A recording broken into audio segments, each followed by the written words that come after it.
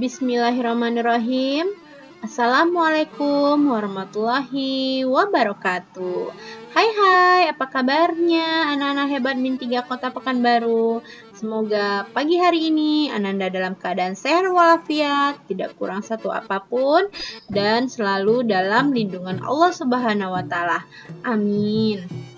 Bagaimana sholat 5 waktunya? Masih terjaga ya Ananda? Wajib hukumnya, karena sholat itu adalah tiang agama dan akan memberikan keberkahan dalam hidup kita.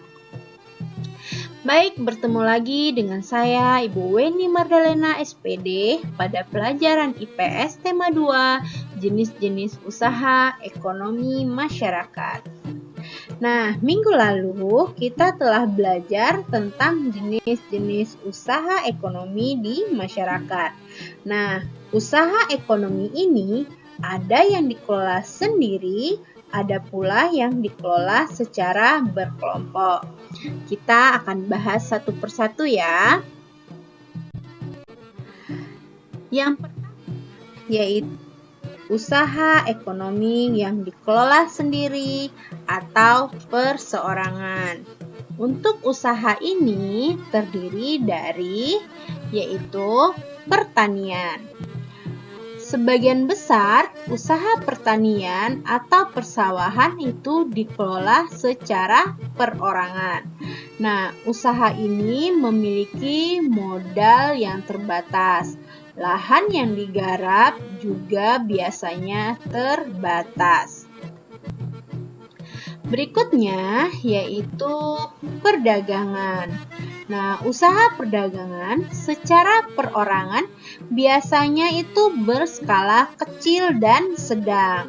Misalnya ada pedagang asongan, pedagang keliling, pedagang kaki lima, kemudian pedagang-pedagang di pasar, warung, toko kelontong, dan lain sebagainya. Usaha berikutnya yaitu jasa. Nah, banyak juga usaha jasa yang dikelola secara perorangan. Misalnya saja ada fotokopi, ada bengkel, kemudian potong rambut, ya, penjual pulsa. Nah, itu biasanya ada ya di sekitar kita ya, atau di tempat tinggal kita. Nah, yang berikutnya yaitu industri kecil.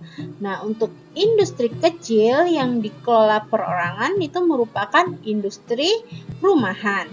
Nah, contohnya apa? Ada usaha kerajinan tangan, ya, misalnya membuat keramik, souvenir, tembikar, anyaman, dan mebel. Nah, untuk usaha ekonomi yang dikelola sendiri atau perorangan ini itu memiliki kelebihan dan kekurangan. Nah, apa saja kelebihan dan kekurangannya?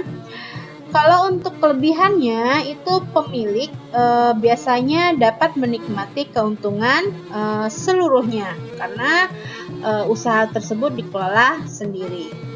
Kemudian pemilik juga dapat mengembangkan usaha sesuai dengan keinginannya. Nah, pemilik juga dapat mengambil keputusan dengan cepat dan tidak bergantung kepada orang lain. Nah, kekurangannya apa?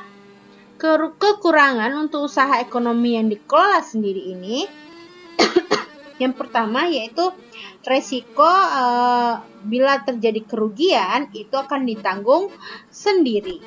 Kemudian modal dan kemampuannya terbatas, termasuk juga kreativitas dan jenis barang itu juga biasanya terbatas. Karena modalnya sedikit, itu juga menyebabkan kekurangannya tenaga kerja. Nah, itu dia ya penjelasan tentang usaha ekonomi yang dikelola sendiri atau perseorangan.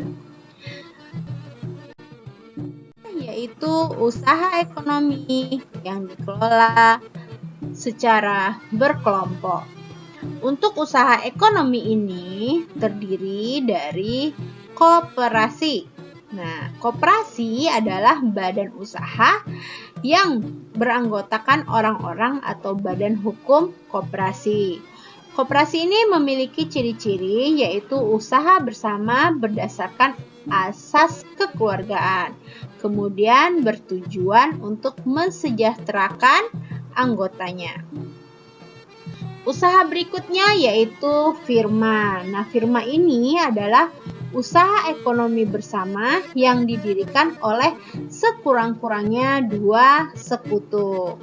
Ciri-ciri firma itu apa saja? Yaitu setiap anggota firma memiliki hak untuk bertindak atas nama firma.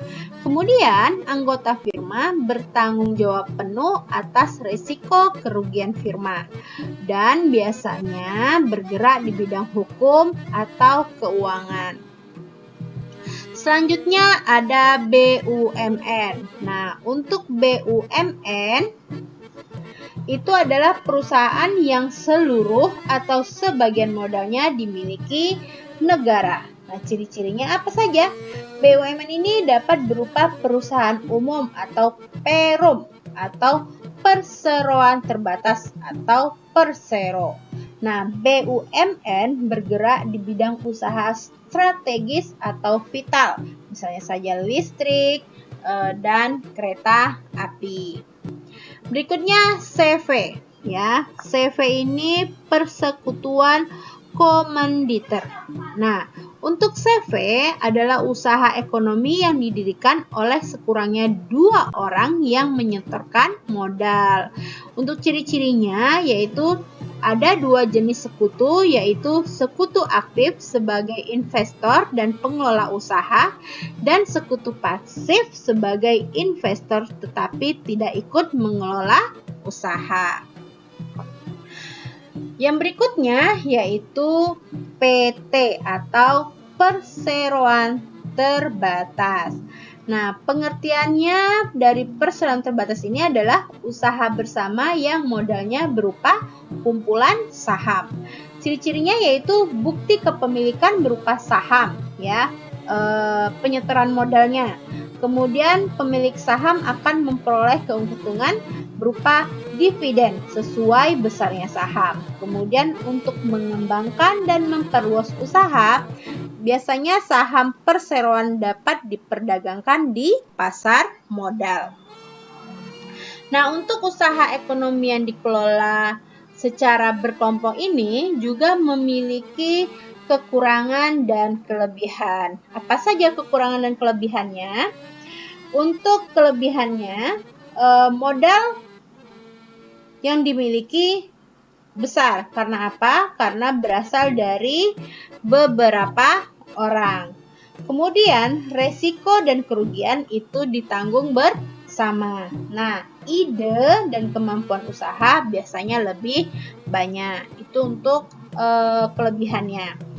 Nah, kekurangannya apa saja? Kekurangannya itu bila memiliki keuntungan, keuntungan yang diperoleh itu lebih kecil. Kenapa? Karena harus dibagi dengan pemilik modal lainnya. Kemudian karena terdiri dari banyak orang, nah itu juga menyebabkan perselisihan, perbedaan pendapat antar pemilik modal. Dan biasanya bila ingin mengambil suatu keputusan itu harus sesuai dengan kesepakatan bersama. Nah, kita lanjut. Pengaruh kegiatan ekonomi terhadap kesejahteraan masyarakat. Nah, kegiatan ekonomi itu terdiri dari produksi, distribusi, kemudian konsumsi. Nah, produksi yaitu kegiatan menghasilkan barang dalam rangka memenuhi kebutuhan hidupnya. Nah, kegiatan produksi berpengaruh terhadap kesejahteraan pemilik sumber daya ekonomi dan produsen. Sedangkan distribusi adalah kegiatan menyalurkan hasil produksi dari produsen ke konsumen. Nah, hasil produksi dapat segera sampai ke konsumen dengan cepat dan tepat. Untuk konsumsi adalah kegiatan menghabiskan atau mengurangi nilai guna barang dan jasa untuk memenuhi kebutuhan hidup. Dengan mengkonsumsi barang atau jasa, masyarakat berusaha memperoleh kepuasan optimal untuk mencapai taraf hidup sejahtera.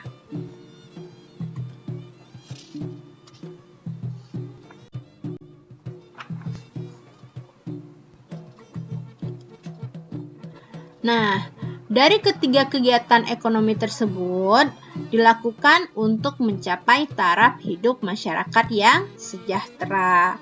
Nah, kesejahteraan masyarakat merupakan suatu kondisi terpenuhinya kebutuhan masyarakat sehingga dapat hidup layak dan mampu mengembangkan diri serta mampu melaksanakan fungsi sosialnya.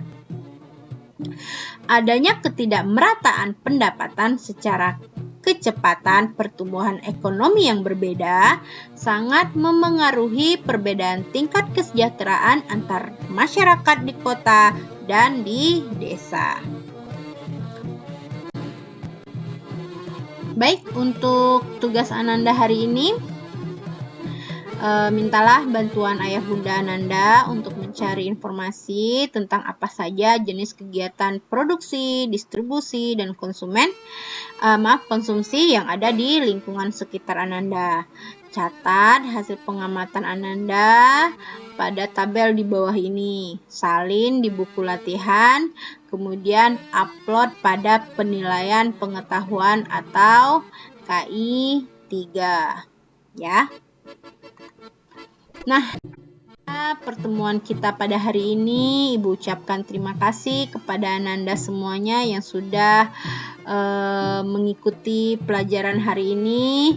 Semoga apa yang Ibu sampaikan bisa Ananda terima dengan baik. Pada masa pandemi ini, Ibu juga tidak bosan-bosannya mengingatkan 3M. Apa saja?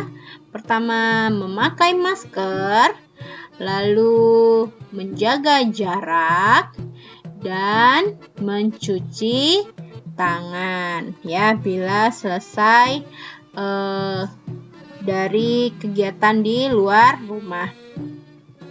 Nah, itu saja yang Ibu sampaikan pada pertemuan kali ini. Kita berjumpa lagi pada pertemuan berikutnya. Lebih dan kurang Ibu mohon maaf. Billahi taufik wal hidayah. Assalamualaikum warahmatullahi wabarakatuh. Bye-bye.